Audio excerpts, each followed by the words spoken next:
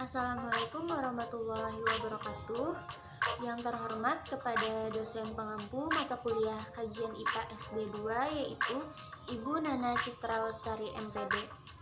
Kami dari kelompok 13 di sini akan mempresentasikan hasil kerja kelompok kami yang berjudul Alam Semesta dan Tata Surya. Baiklah, saya akan memperkenalkan anggota kelompok 13 yaitu saya sendiri Sulastina, serta Guru Singa, Maulida Astuti, dan Murni Sinta Dewi. A. Benda-benda langit. Yang pertama yaitu planet.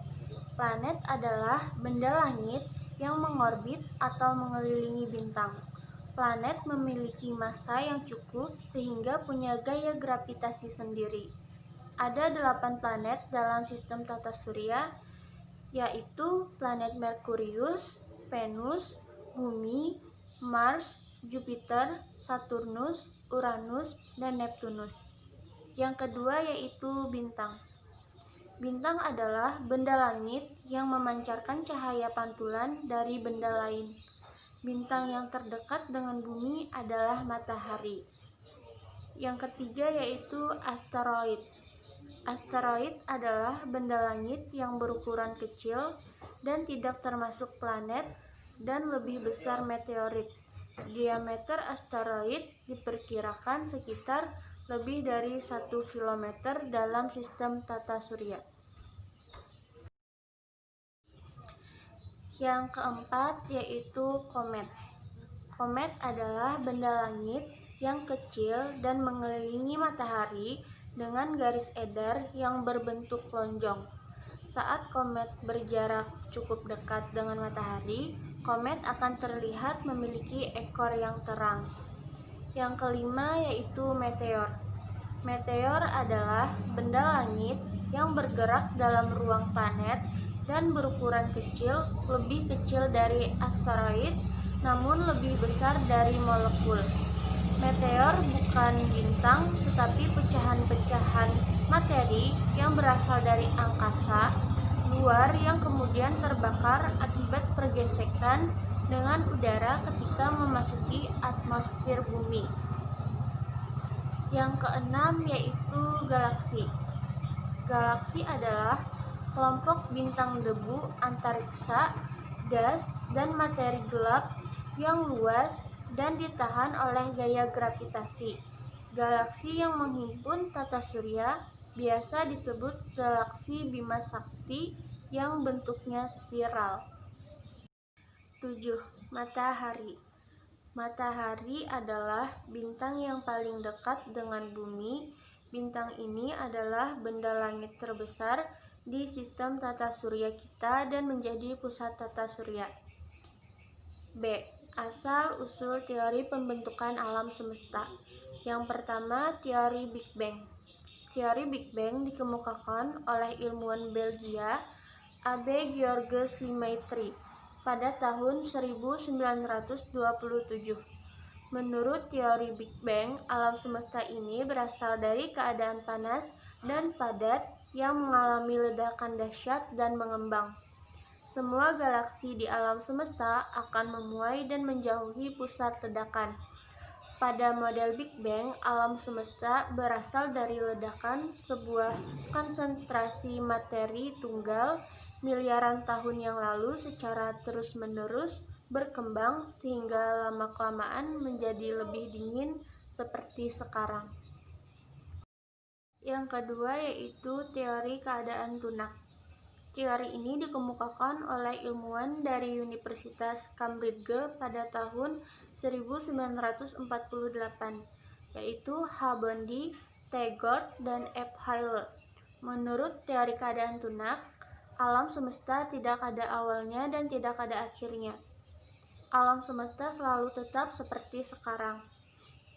Materi yang ada selalu terus-menerus datang berbentuk atom-atom hidrogen dalam angkasa yang membentuk galaksi baru dan menggantikan galaksi lama yang bergerak menjauhi kita dan ekspansinya. Yang ketiga, teori osilasi. Teori osilasi hampir sama dengan teori keadaan tunak. Menurut teori osilasi, alam semesta tidak ada awalnya dan tidak ada akhirnya. Menurut teori osilasi, sekarang alam semesta tidak konstan, melainkan berekspansi dimulai dengan adanya dentuman besar. Alam semesta mungkin telah memulai dalam sebuah dentuman besar atau mungkin berada dalam keadaan tetap dalam keadaan berosilasi. Selanjutnya yang C, teori pembentukan tata surya. 1. Teori nebulae atau teori kabut yang dikemukakan oleh Immanuel Kant pada tahun 1749 sampai 1827 dan Pierre-Simon de Laplace pada tahun 1796. Teori nebulae disebut pula teori kondensasi, merupakan salah satu teori pembentukan tata surya yang paling terkenal. Menurut teori nebulae atau teori kondensasi, planet-planet dan matahari berasal dari kabut pijar yang terpilin dalam jagat raya. Karena perputaran, maka sebagian massa kabut terlepas dan membentuk gelang-gelang di sekeliling bagian utama gumpalan kabut tersebut. Suhu gelang-gelang tersebut lambat laun akan turun, sehingga akan membeku, membentuk gumpalan yang lama-kelamaan akan memadat menjadi planet. Yang kedua, teori planetesimal. Teori planetesimal yang dikemukakan oleh dua orang ilmuwan Amerika, yaitu Thomas C. Chamberlain dan Forrest R. Moulton. Teori ini disebut teori planetesimal atau planet-planet kecil karena planet-planet tersebut dari benda padat yang telah ada sebelumnya. Menurut teori planetesimal, matahari telah ada sebagai salah satu dari bintang-bintang yang sangat banyak. Yang ketiga, teori pasang surut. Teori pembentukan tata surya yang hampir sama dengan teori planetesimal adalah teori pasang surut. Teori pasang surut dikemukakan oleh dua orang ilmuwan Inggris, yaitu Sir James Jeans dan Harold Jeffreys. Mereka melukiskan bahwa setelah bintang yang berpapasan berlalu, massa matahari yang lepas akan membentuk cerutu yang menjolok ke arah bintang. Akibat bintang menjauh, maka massa cerutu terlepas dan akan membentuk gumpalan gas di sekitar matahari. Gumpalan-gumpalan inilah yang selanjutnya akan membentuk planet-planet. D. Karakteristik anggota tata surya. Yang pertama, matahari. Matahari adalah sebuah bintang yang menjadi pusat tata surya kita. Matahari termasuk bintang berukuran sedang dengan radius sekitar 696.000 km. Sebagai sebuah bintang, matahari menghasilkan sendiri cahaya yang dipancarkannya, yang dihasilkan dari reaksi fuksi atau penggabungan inti atom. Matahari kebanyakan tersusun dari gas-gas hidrogen dan helium yang sangat panas. Yang kedua adalah planet. Planet adalah anggota benda langit dalam tata surya yang beredar mengelilingi matahari pada lintasannya, yaitu orbit. Planet tidak menghasilkan cahaya sendiri, tetapi dapat memantulkan cahaya matahari. Planet yang beredar mengelilingi matahari berjumlah 8 planet. Berdasarkan hasil pertemuan para ahli atau astronomi dalam Uni Astronomi Internasional tanggal 24 Agustus tahun 2006, planet-planet itu adalah Merkurius, Venus, Bumi, Mars, Jupiter, Saturnus, Uranus, dan Neptunus. Pluto yang tadinya termasuk ke dalam planet, sekarang dinamakan planet kerdil yang masuk ke dalam satelit. Yang ketiga adalah satelit. Planet dapat memiliki satelit yang mengelilingi planet tersebut dan bersama planet mengitari matahari. Satelit dari planet Bumi adalah bulan. Satelit terbesar adalah Ganymede yang mengorbit Jupiter, planet terbesar di tata surya kita. Dan yang keempat, planet kerdil. Planet kerdil adalah benda langit yang cukup besar, namun tidak memiliki massa dan gaya gravitasi yang cukup untuk membersihkan lingkungan di sekitar orbitnya. Planet kerdil misalnya adalah Pluto, yang terletak selepas orbit Neptunus, dan Ceres yang terletak di antara Mars dan Jupiter. Yang kelima, asteroid. Asteroid adalah benda luar angkasa yang berukuran kecil. Umumnya lebih besar dari meteoroid, namun lebih kecil dari planet dan planet kerdil. Asteroid terutama terletak di sabuk asteroid antara Mars dan Jupiter, serta di sekitar tata surya bagian dalam. Yang keenam, meteoroid. Meteoroid adalah benda luar angkasa yang berukuran kecil, lebih kecil dari planet kerdil dan asteroid, dengan jari-jari hingga 10 meter. Meteoroid dapat jatuh ke bumi atau planet lain dalam fenomena meteor. Batuan meteoroid yang jatuh hingga permukaan bumi disebut dengan meteorit. 7. Komet. Komet adalah benda tata surya yang tersusun dari gas, beku, batu, dan debu yang mengorbit matahari. Komet memiliki orbit elips, namun dengan bentuk lebih lonjong dan panjang daripada orbit planet. Ini menyebabkan variasi yang sangat besar pada letak komet yang kadang sangat jauh dan kadang sangat dekat dengan matahari. Anggota tata surya. Anggota tata surya terdiri dari matahari, 8 planet, dan berbagai benda langit seperti satelit, komet, dan asteroid. Tata surya tak lebih hanyalah gugusan kecil dari benda-benda langit dan satu bintang. Kita kenal dengan 8 planet. Dari 8 planet tersebut terbagi 2 bagian, yaitu planet luar dan planet dalam. Planet dalam adalah planet yang dekat dengan matahari yang terdiri dari Merkurius, Venus, Bumi, dan Mars. Sedangkan Jupiter, Saturnus, Uranus, dan Neptunus termasuk planet luar. Terdirinya dari benda-benda seperti meteor-meteor, planet, satelit, komet, debu, dan gas antara planet yang beredar mengelilingi matahari sebagai pusatnya. F. Klasifikasi planet. A. Bumi sebagai pembatas. Planet inferior, yaitu planet yang memiliki lintasan antara bumi dan matahari, yaitu Merkurius dan Venus. Planet superior, yaitu planet yang lintasannya di luar bumi terdiri atas Mars, Jupiter, Saturnus, Uranus, dan Neptunus. B. Planet sebagai pembatas. Planet dalam planet yang dilihat letaknya karena adanya gugusan asteroid antara Mars sampai dengan Jupiter. Jadi planet dalam adalah Merkurius, Venus, Bumi, dan Mars. Planet luar yaitu planet-planet yang letaknya di luar gugusan asteroid, yaitu seperti Jupiter, Saturnus, Uranus, dan Neptunus, masuk dalam jajaran planet luar. C. Berdasarkan sifat visinya.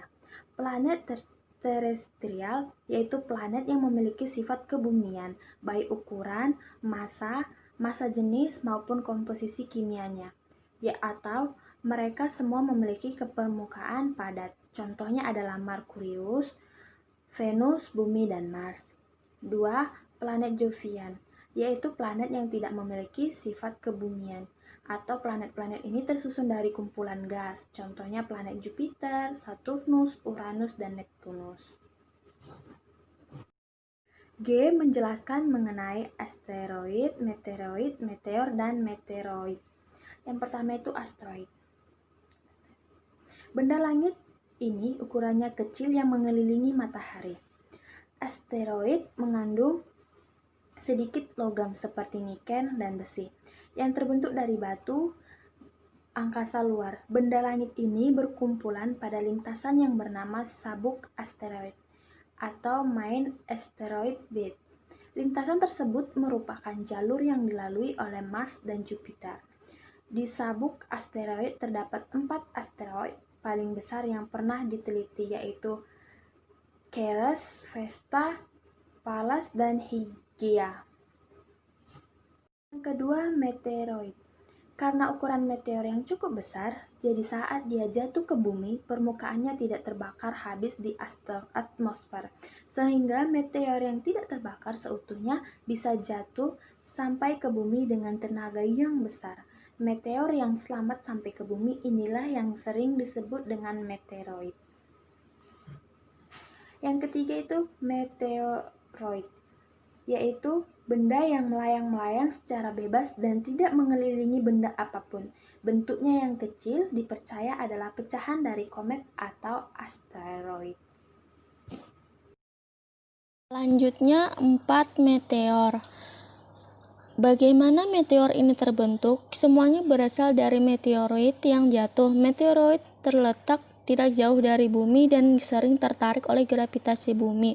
Ketika meteoroid ini jatuh, dia akan mengalami gesekan dengan lapisan atmosfer, lalu terbakar habis sebelum sampai ke bumi. Proses jatuh dan terbakarnya meteoroid ini yang terkadang kita lihat jelas dari bumi yang kita namakan dengan meteor.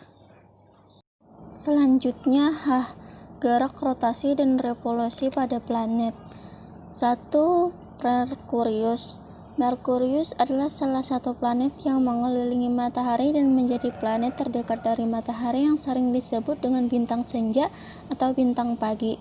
Planet ini tidak mempunyai satupun planet alami. Sementara jarak planet Merkurius dari matahari adalah 57,9 juta kilometer dengan kala rotasi planet Merkurius 88 hari dan kala revolusi planet Merkurius berkisar 88 hari juga. 2. Venus. Venus memerlukan waktu sekitar 224,7 hari di bumi. Selain itu, Venus juga tidak mempunyai satelit alami seperti bumi atau planet lainnya. Venus mempunyai ukuran mirip seperti bumi, yakni sebesar 0,815, sehingga Venus juga dijuluki sebagai planet saudara bumi sebab ukurannya yang memang tidak berbanding jauh, dan planet Venus juga tidak mempunyai satelit alami.